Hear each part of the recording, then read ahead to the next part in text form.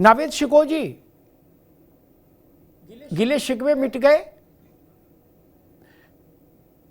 लगभग 2 घंटे, तीसरा कोई नहीं, अखिलेश यादव के कारवे के किसी आदमी की एंट्री नहीं, और आजम खान ने अपने परिवार को भी बाहर रखा, ना बेगम, ना बेटा, ना बहू, ना दूसरा बेटा, कोई नहीं, सिर्फ मुलाजिम जो चाय दे दे, पानी दे दे और खाना खिला दें, बाकी कोई नहीं। गिला शिकवा दूर हो गया। नावेद भाई क्या लगता है? जी, एक खबर ये आई है कि जो आपने कहा ना कि कोई नहीं था, मुलाजिम भी नहीं थे। एक खबर आई है कि आजम खान साहब ने ये हिदायत दी थी कि कोई भी नौकर पानी और चाय देने अंदर नहीं आएगा, इसलिए चाय और पानी पहले से कमरे में रख दिया जाएगा। आप समझ लीजिए ये किस किस्म की कयामत की बात हुई होगी कि मुलाजिम यानी नौकर चाय पानी लगाने वाला, उसको भी मना कर दिया गया था कि कहीं वो सूत्र बनकर कोई गुफ्तगू को बाहर ना कर दे। ऐसी कोई बहुत अहम बात हुई है, इसमें कोई शक नहीं है। दरअसल हुआ क्या है कि आजम खान साहब एक लंबे अरसे के बाद में एक बंधन से यानी जेल से मुक्त हुए हैं, और उनके मुक्त होने से अखिलेश यादव जी एक बंधन में बंध गए। एक बहुत बड़ा वोट बैंक जो सबसे बड़ा समाजवादी पार्टी का एकजुट होकर वोट देता रहा है, बल्कि वोट प्रतिशत भी मुस्लिम समाज ने 90% कर लिया, जो 90% शायद हिंदू समाज का भी वोट नहीं है, और एकजुट होकर एक मुश्त देता रहा, उसकी बात करने वाला, भागीदारी और हिस्सेदारी की बात करने वाला एक शब्द इस्तेमाल नहीं करेंगे जो आमतौर से सौदेबाजी बात कही जाती है, कि सौदेबाजी करने वाला कि साहब हमारा वोट है, हमें कितनी हिस्सेदारी मिलेगी, हमारे कितने मंत्री बनेंगे, हमारी बात इस मुद्दे पर क्यों नहीं हो रही है, इस मामले के ऊपर ऐलान क्यों नहीं हो रहा है, मस्जिद मामले के ऊपर प्रदर्शन क्यों नहीं हो रहा है, हमारे कितने लोगों को डिप्टी सीएम बनाया जाएगा, किसको कैबिनेट मंत्री बनाया जाएगा, कितने लोगों को टिकट दिए जाएंगे। ये बातें जो हर पार्टी में होती हैं, किसी कौम, किसी समुदाय, किसी जाति को लेकर, समाजवादी पार्टी के साथ एक बहुत बड़ी आजादी थी। अरे श्रीमती जी, कुछ तो सस्ता लो, बचत करो। नहीं श्रीमान जी, सब बढ़िया लो, रहने दीजिए। इसमें क्या खास बात है? थोड़े में ज्यादा स्वाद, यही तो है इसकी खास बात। वाह मामा, क्या स्वाद है। अरे मेरे राजा, मसाला। अखिलेश यादव जी का जब से दौर आया है, तब से उनके पास में जो उनका सबसे बड़ा वोट बैंक है, जो सबसे बड़ी ताकत है, उसकी बात करने वाला कोई था ही नहीं। आजम खान साहब थे, वो जेल में थे, तो वो मुक्ति जो आजम खान साहब को आजादी मिली है और अखिलेश यादव साहब को एक बंदिश गई, और पहली बार उन्होंने उस बंदिश का सामना किया। और जो बात उन्होंने बाकायदा इससे पहले 8-10 इंटरव्यू दिए, उन्होंने कहा कि हमारी हिस्सेदारी, हम अपने हिस्सेदारी की बात करेंगे। तो वो हिस्सेदारी की बात पहली बार अखिलेश यादव को फेस करना पड़ रही है, और मुझे लगता है ये मुसलसल विधानसभा चुनाव तक उनको परेड करनी पड़ेगी, और आजम खान की कौम की तरफ से फरमाइशें, कौम के मुद्दों को उठाना, जैसा कि वो नहीं चाहते हैं। वो इसलिए नहीं चाहते हैं अखिलेश यादव एक परिपक्व पॉलिटिशियन होने के नाते कि मुसलमानों की ज्यादा बात करेंगे तो ध्रुवीकरण हो जाएगा और भारतीय जनता पार्टी को फायदा होगा। लेकिन आजम खान साहब चाहते हैं कि वो डंके की चोट पर मुसलमानों के सपोर्ट की बात करें, हर मुद्दे पर वो सड़क पे उतरे, समाजवादियों को बाहर निकाले, टोपी और दाढ़ी वालों को अहमियत दे।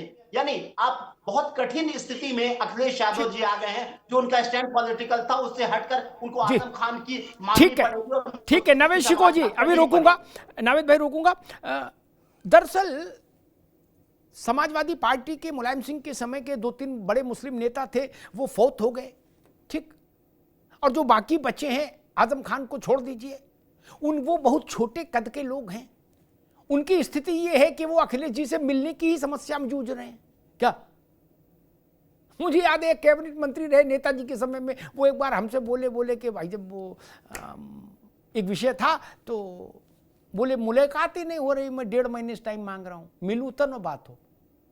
तो वहां अखिलेश जी को ये कोई चिंता नहीं थी कि कोई कमाल अख्तर आके हमसे कहेगा कि 1 to 1 बैठो और कागज लाओ, है, और हम अभी समझेंगे कि प्रयागराज में कितने टिकट होंगे और बनारस में कितने। कमाल अख्तर तो नहीं पूछ सकते,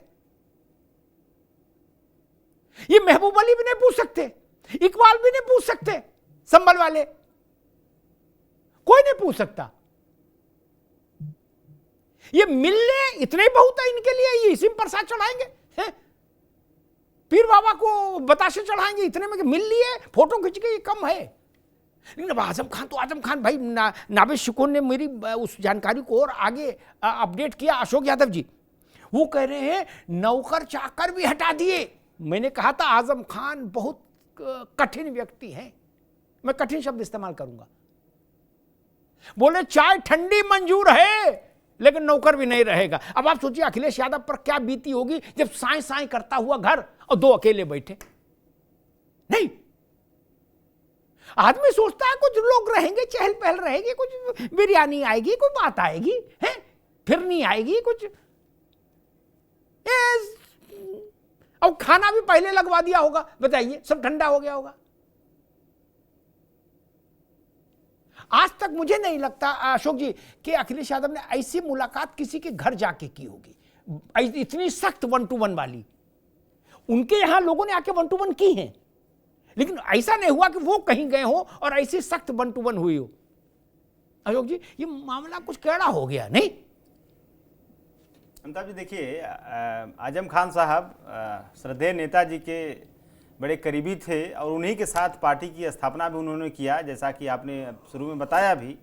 तो रिश्ते में एक तरह से हमारे राष्ट्रीय अध्यक्ष जी के अंकल भी लगते हैं। तो अगर अंकल के रिश्ते में होकर के अगर जा रहे हैं तो बड़प्पन है उनका, इसको कोई दूसरे एंगल से न देखा जाए।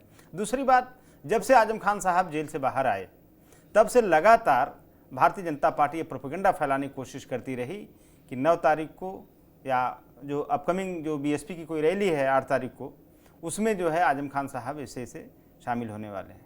तो राष्ट्रीय अध्यक्ष जी हमारे चाहते तो बहुत पहले मिल लेते, उनके यहाँ चले जाते, मिल लेते, लेकिन हम लोग सोचे चलिए कुछ दिन मीडिया वालों को भी काम मिल जाए, कुछ दिन लगातार चलाते रहें, खबरें चलाते रहें, आजम खान साहब यहाँ जा रहे हैं, आजम खान साहब वहाँ जा रहे हैं, ये कर रहे हैं, वो कर रहे हैं, तो मीडिया वालों को भी कुछ काम चाहिए। तो इसलिए होगा कि चलो लास्ट दिन मिला जाएगा रैली से एक दिन पहले।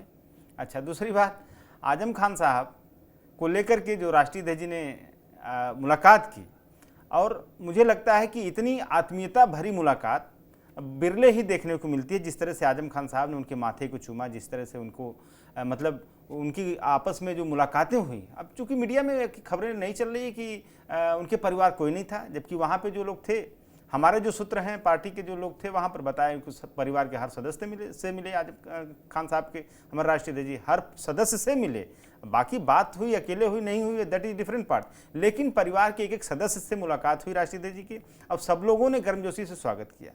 और तीसरी बात मैं कहूँ, जिस तरह से आजम खान साहब को सताया जा रहा है, राष्ट्रीय अध्यक्ष जी ने कहा और हम लोग भी लगातार यही कहते जा रहे हैं कि अगर इस तरह की विंडिक्टिव पॉलिटिक्स में कोई अगर तमगा मिलता, जैसे Guinness book of world record का, तो विंडिक्टिव पॉलिटिक्स में, जातिवादी पॉलिटिक्स में, धर्म की पॉलिटिक्स में, और इस तरह की पीढ़ी उत्पीड़न की पॉलिटिक्स में, तो हमारे योगी जी को कम से कम Guinness book of world record का तमगा जरूर मिलता कि इस तरह से एक व्यक्ति जो इतनी बार सांसद, इतनी बार विधायक, नेता प्रतिपक्ष, इतना बड़ा चेहरा, उसके ऊपर 104 मुकदमे, और वो भी बकरी मुर्गी, किताब, न जाने क्या क्या। तो इस तरह की चीज़ें करने वाले मुख्यमंत्री जी को कम से कम हम लोग मुबारकबाद देना चाहते हैं कि इस स्तर की उनकी सोच है कि एक इतने बड़े कद्दावर नेता के प्रति इतने तुच्छ टाइप के मुकदमे उन्होंने लगवाए अपनी सरकार के द्वारा। तो इसका हिसाब किताब तो अब चुनाव में होगा, क्योंकि जनता हिसाब किताब चुनाव में ही करती है। दूसरी बात, तमाम खबरें चलाई गई, हमारे राष्ट्रीय अध्यक्ष जी नहीं गए जेल में मिलने, राष्ट्रीय अध्यक्ष जी ये नहीं किए, वो नहीं किए, सड़कों पे नहीं समाजवादी लोग दिखे। हम देखते हैं लगातार चैनल वाले चलाते हैं। देखिए, राष्ट्रीय अध्यक्ष जी हमारे जेल में नहीं गए मिलने आजम खान साहब से, या समाजवादी पार्टी सड़कों पर नहीं आई आजम खान साहब को लेकर के। ये हमारी पार्टी और आजम खान साहब के बीच का मामला है। ये उन लोगों की आपस की अंडरस्टैंडिंग थी कि इस मामले को ज्यादा तूल नहीं दिया जाए, क्योंकि जब कानूनी लड़ाई है तो हम लोग उसको कानूनी तरीके से लड़ें। ठीक अशोक जी, आपकी बात में मान लेता। मैं अब मुफ्ती साहब आपके पास आऊंगा, फिर ओपी सिंह भाई के पास। अशोक भाई, मैं आपकी बात मान लेता एज इट इज। अगर आजम खान ने ये न कहा होता कि ईद के वक्त पर मेरे आंगन में मेरी बीबी, मेरे बच्चे और मेरी बहू रो रहे थे, कोई पूछने नहीं आया, किसी ने टेलीफोन नहीं किया, मैं मान लेता कि अंडरस्टैंडिंग थी कि तूल ना दिया जाए। वो तो चिल्ला चिल्ला कह रहे कि दैया रदैया, कोई आया नहीं। जब वो जेल से छूटे, उनसे पूछा गया कि भाई बड़े नेता नहीं आए, तो उन्होंने कहा जब मैं छोटा आदमी हूं तो मुझे कौन लेने आएगा, बड़ा आदमी होता तो बड़े आते। ये और मैं इस बात से सहमत हूं जो बात अशोक भाई ने कही कि वो रिश्ते में चाचा भी लगते हैं, ठीक है। तो चाचा लगते तो चाची भी तो हैं, चाची के साथ फोटो क्यों नहीं आई, ये प्रश्न है। और दो भाई है,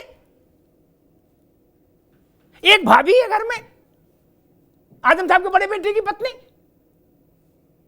अदीब की, वो कहां है भाई। ऐसा तो नहीं हो सकता कि हम चाचा से मिलके 2 घंटे बैठ जाए और चाची का हाल ही चाल ना जाने। चाची को भी तो पूछेंगे कि चाची प्रणाम, वो कि हाँ बेटा आओ, अच्छा है, कुछ खाओ पियो। और ये नाश्ता पानी खाना पीने वाला डिपार्टमेंट तो चाचियां ही संभालती है।